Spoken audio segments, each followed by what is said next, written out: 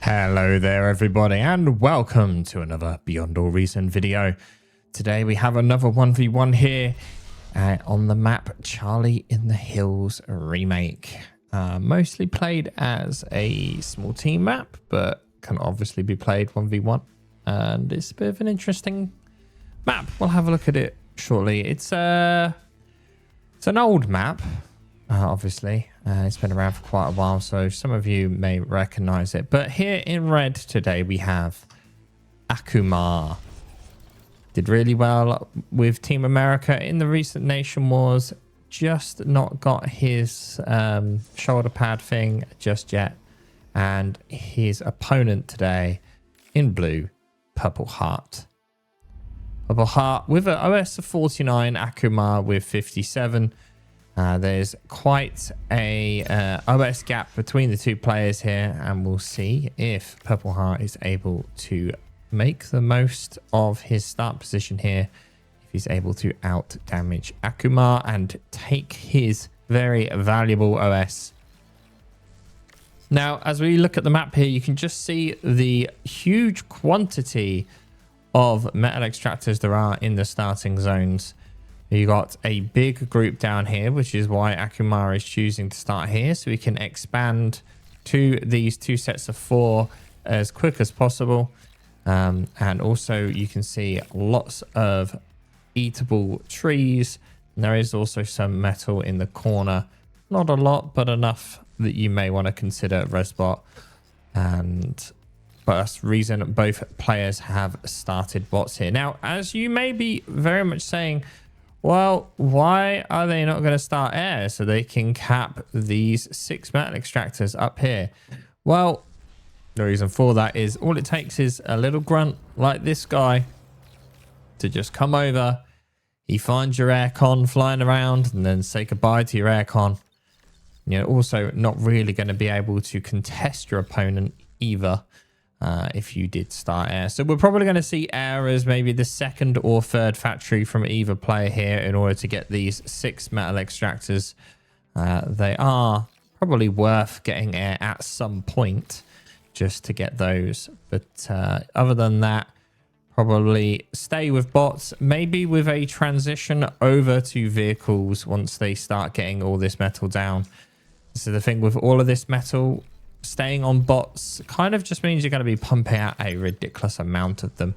As we press F2 here to see the transversability map, you can see that some units can kind of roughly get in these hills, but they will eventually not be able to go much further. So it's not really too much to worry about being flanked. But the spider bots obviously will be able to get around there, and that's something you need to consider. Things like recluses may be a problem a bit later on. Now, although it doesn't really get spoke about very much, the fire here obviously kills the trees, which does remove energy reclaim. So although you wouldn't necessarily see someone, you know, making a big effort here to shoot down all the trees and kill all the trees, but you can see Akumar, for example, is kind of prioritizing getting some of that tree reclaim to supplement his energy usage right now. So, you know, you would be denying Akumar a source of energy if that was to happen on his side of the map. So definitely not something to sleep on. Now, PurpleHeart is lacking a bit with the forces on the front line. But PurpleHeart's position here does mean that he should be able to get a lot further forward, like maybe where that line is before his opponent starts catching up. If not, he may be able to take this ridge line. It does give PurpleHeart a more forward position, but we'll see if he's able to make the most of that. It does mean it takes a very long time to get around here, and that is why you're actually seeing all of PurpleHeart's units on that side of the map. Because if he's on this side of the map with his units and his commanders on this side, then he has something to block either side. So, good choice. This little guy down here is just basically protecting this reclaim in an effort to stop either player getting it. Well, to stop PurpleHeart getting it. Akumar eating all of the metal in the ponds here. There's 400 metal total between both ponds, as you can see here. Actually, it's more like 500. So there's a lot of metal to be had. And here we see PurpleHeart already planning that air lab. As we switch over here, Akumar has also got his one. With both players being Cortex, we're probably going to end up seeing some shurikens coming out at some point. But neither player really wanting to make a move in this stage of the game. There's so many metal extractors here. It's going to take a while for everyone to kind of get a good position, really.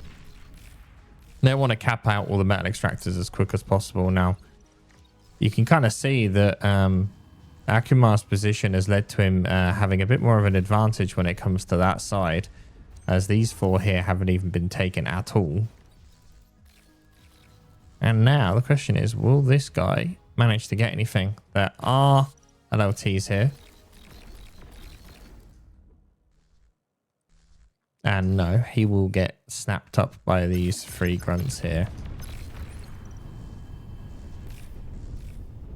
Aircon prioritized to be getting the reclaim in the sea rather than getting the metal extractors at the back, which is quite interesting. We can actually see Akumar has a... I thought I just saw it briefly there, planned to go on this side, but no. Did see a queue, but no. Prioritizing getting reclaim first. And as we look at the metal stats, we have a metal a second advantage is obviously skewed, but energy a second is advantage PurpleHeart. Metal produced total is advantage Akumar, but that is half of that is going to be down to this water reclaim and all the other reclaim that he's gotten that PurpleHeart hasn't gotten yet. Now, when it comes to army value, technically Akumar is in the lead here. I'm surprised at how little like aggro PurpleHeart's putting on this way, and how little is defending Akumar on that side as well. He has got a forward vehicle lab here, which is intending to build pounders from an apparent method here to push. Scout plane coming out from PurpleHeart does give him the vision that he needs now to see what's going on. And we can see that Akumar's doing the exact same thing. Akumar a little bit behind on that front. Scout does not manage to get through. There is a second one on its way. Will that one manage to get through? No. So PurpleHeart with all the vision, Akumar with none of it. And a little bit of a stalemate going on that left side, but PurpleHeart is making moves on the right. Able to get a bit of the metal extractors down. Now, this is interesting back here as anti-air is being built here in a rushed attempt to stop PurpleHeart getting this. But the fighters will put a stop to that. That was close, though. That was very close to being built. That would have denied a lot of metal extractors if that had happened. And now kind of comes a bit of a problem. Both players have invested quite heavily into raider units, as we see here. Actually, we select them. Both players combined have 90 grunts on the field. And with these pounders starting to come out, these grunts are going to become less and less useful. And both players obviously choosing to go pounders here. Both players with multiple factories up as well, but PurpleHeart able to make a good push here on the right hand side. Akumar really has nothing to stop that. I just love the knock back of that pounder. It's this single pounder causing problems.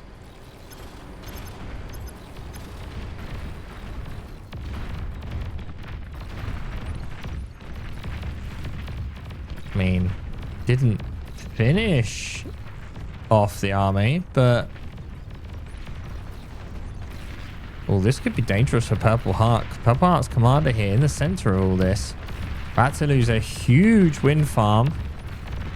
D-gun opportunity though, as they all group up. Great D-guns. And that was pretty huge throw for Akumar there. He was hoping to grab the commander, but instead loses his entire army. He does take a massive wind farm out, though. And we can see how energy a second has just massively switched.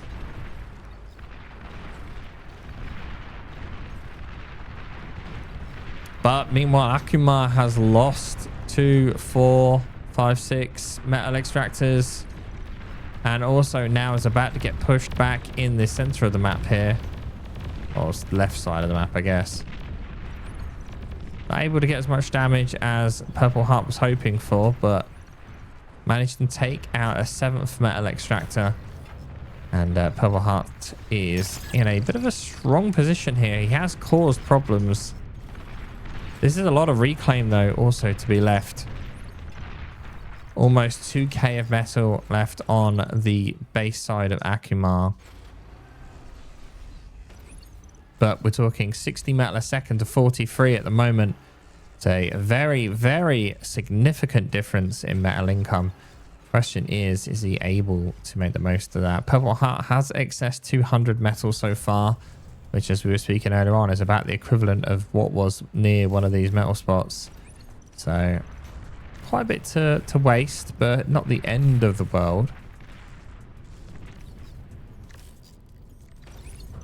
As we quickly have a look over the bases, we can see the wind factories. Oh, aircraft plants, sorry. Have wind factories. What the heck's a wind factory?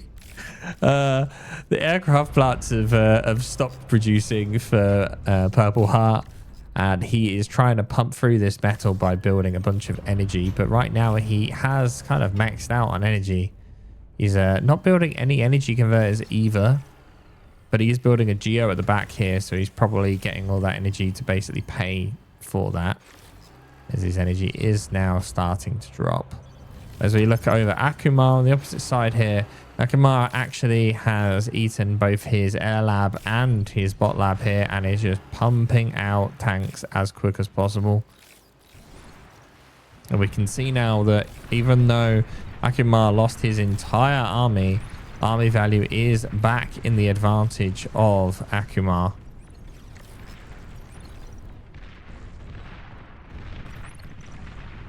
Actually, Akumar has a very forward bot lab here. So that's where the factory moved to. Now, it does make sense to kind of have a forward factory at this point. And there we go. Shurikens. Wondering when we were going to see them. There we are. Now, this army on the left-hand side has no air protection whatsoever. Other than there's a few grunts mixed in there. That's obviously not air protection exactly, but they do pretty well against shurikens. Whereas the army on the right-hand side here for Akumar does have some AA mixed into the mix. But this is not looking good for PurpleHeart right now. He is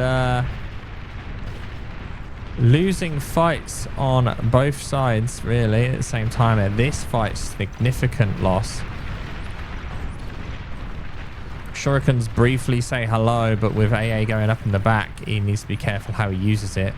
Some amphib tanks come out. That's kind of given the play away now, though.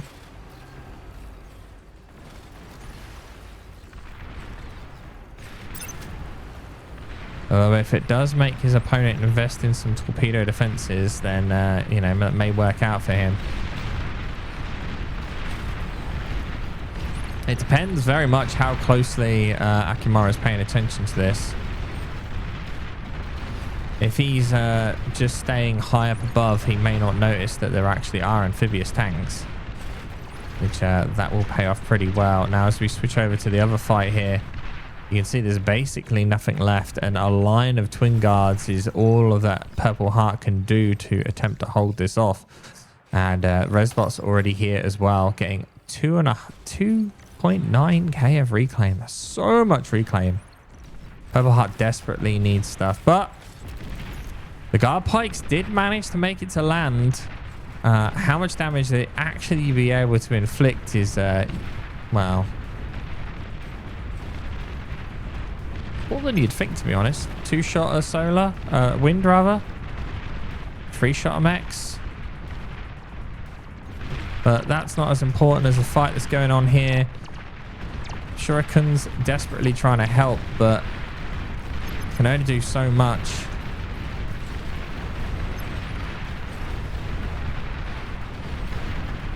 Those pounders, as soon as an enemy unit gets within range, those pounders just basically keep it there until it's dead. PurpleHeart is unable really to mass up enough of a force of units here to make a difference. Shurikens come in, try and EMP the air defenses, but there's too many air defenses in the back now that these Shurikens are starting to become redundant. This is what I mean by people saying that Shurikens are OP. It's like, they're not though. They get one shot by AA. So as long as you're doing, like, mixing in some AA, then you can ain't got to worry about it. It's only when you don't have AA that you become a problem.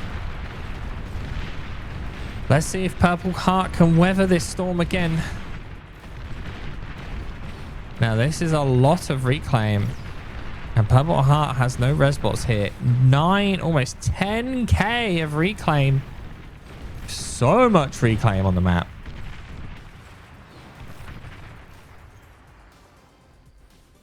Now both PurpleHeart and his constructor here are desperately reclaiming all this. I hear bombers coming out there from PurpleHeart in the back.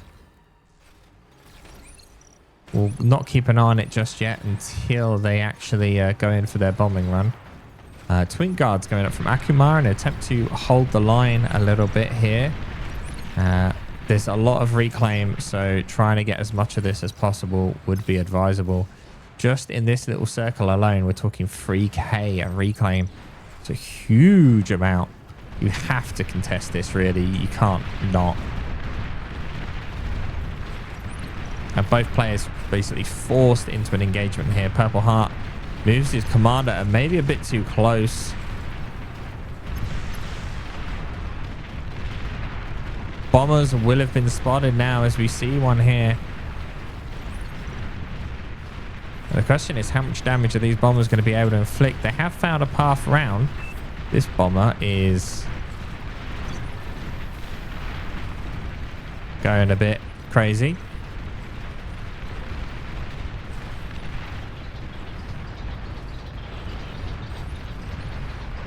Good bombing run though. To really make the most of this though, he's going to have to take out the energy storage.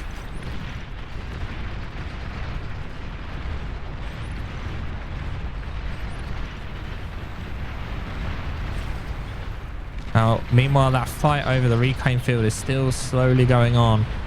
Just edging so slightly forward.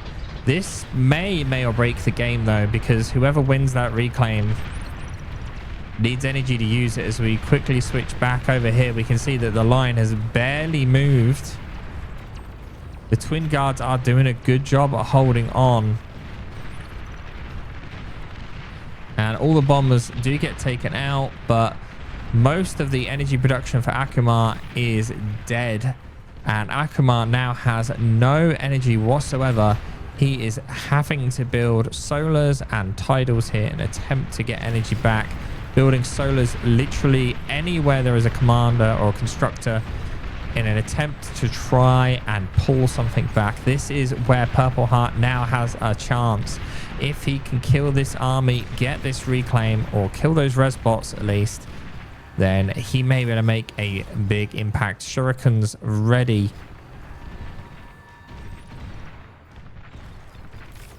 PurpleHeart being extremely ballsy with the commander there. And EMPs, oh, those Shurikens did not really do too much. They only EMP'd like 2 things. The thing is, there's just so many twin guards here. It's so hard to push through and find a hole.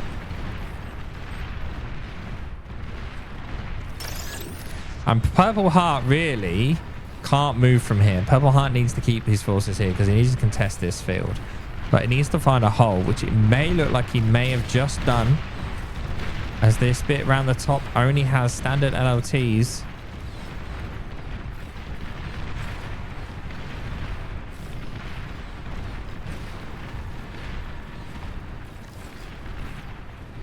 Oh no. Oh no, the constructors. The poor constructors. Oh dear. Bombers coming in again. Even more this time in an attempt to try and put the final nail in the coffin. Although there's so much AA now, like...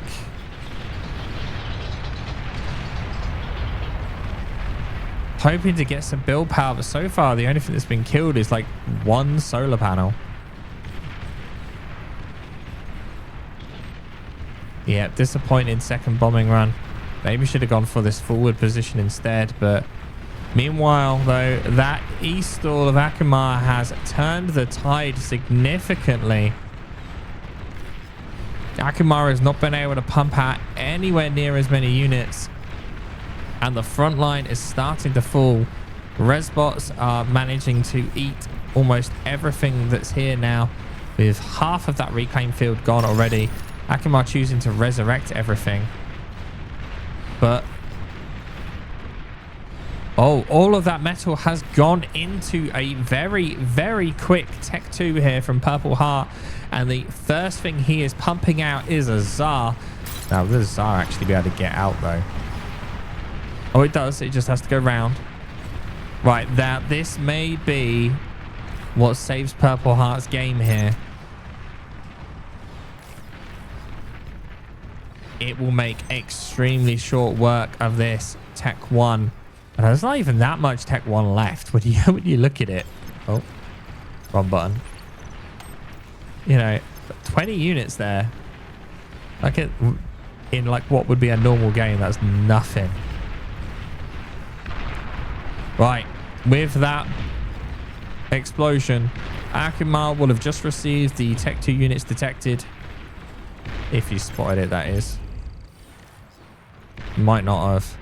But he knows he is not going to be able to push that now, and it looks like he's moving everything over here to the left-hand side. He is going to attempt a massive push into the economy of PurpleHeart here in an attempt to try and whittle down that production. He knows he cannot face the Tsar head-on. And now, whether Akumar can pull this back will be what makes the difference. Now, he can't go shurikens there in an attempt to take out the Tsars because of, well, it's just too late. He's got no air superiority whatsoever. He chose to not go down the air path earlier on. But these forces are continuing their march on. But this is where they may run into problems. There's no air support for these units. A few grunts will make it in. Maybe they might be able to help here.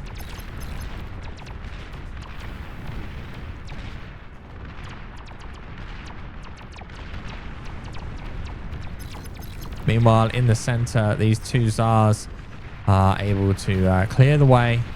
All of that reclaim has gone to PurpleHeart, and now Tigers are starting to come out as well, as we see here.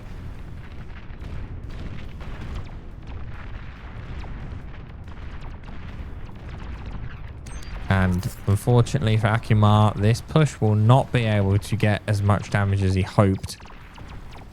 To be fair, though, if like PurpleHeart's base had been where Akumar's was, you know, it would have been spread out like here. They may have got more damage, but due to PurpleHeart's starting position here, this economy has been pretty safe. Also, that choice to go air has worked out really well. Now, Akumar has gone Tech 2 himself, which he needed to do in order to try and counter this. And with that, he's got his own Tsar and a couple of banishers here. Now, banishers will outrange the Tsar, so he may be able to get some good damage and maybe take out these Tsars. Now they're no longer being babysit. But with no air superiority here, yeah, Akumar knows there's nothing he could do to stop this shurikens, and as soon as he would have lost those Tsars, that would have been it. Well played, PurpleHeart. Very good transition over to air. Good timing on that, and that just helped PurpleHeart carry that victory through. Akumar really never able to come back from that energy loss. thank you all for watching. I hope you guys enjoyed this one. Don't forget to do all that YouTube malarkey, and I'll see you next time.